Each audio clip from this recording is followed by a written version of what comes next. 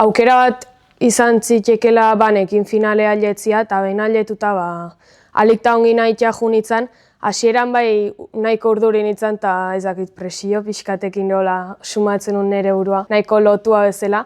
Minon saioa aurrea junala oso ongi, bertxokiak izagunak zin gehienak, bertso eskolako bate bai aldetu zen, orduan nik uste giro goxua ingenula gure artean, naizta bigarren gehatu oso guztua intakoakin. Eta Euskal Herrikoa pasatzea kriston aukera danetzako. Bai, hurrengo hastian da eta nahiko urduri, no, zezakit. Oraindik ena jarri nik uste oso mentalizatua horroena asko pentsatzen jarri. Minon gogo txu bai nik uste.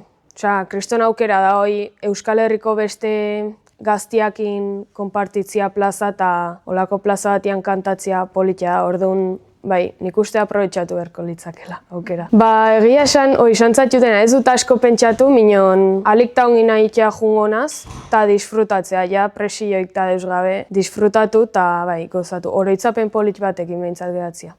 Normalian bertso eskolan olako txapelketaik ez dugunetan, kantatzen dugu lasai eta ariketa diferentiak eta hola probatuz, nio txapelketetan edo gaudenian bai txapelketan kantatu bertiogun ariketak entrenatzen jugu bateze, eta gaiak eta hola baitare saiatzen dira jartzen eskolartekoko gaiak edo antzekoak, alikta prestatu nahuteko.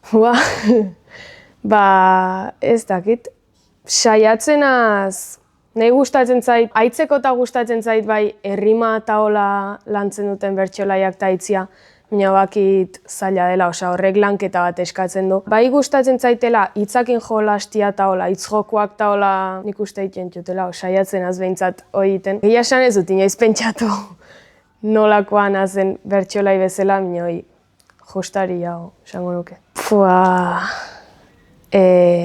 Asko gustatzen hau Alaia Martin, haitzen dut baitare behinat Gaztelumendi, gustatzen hau.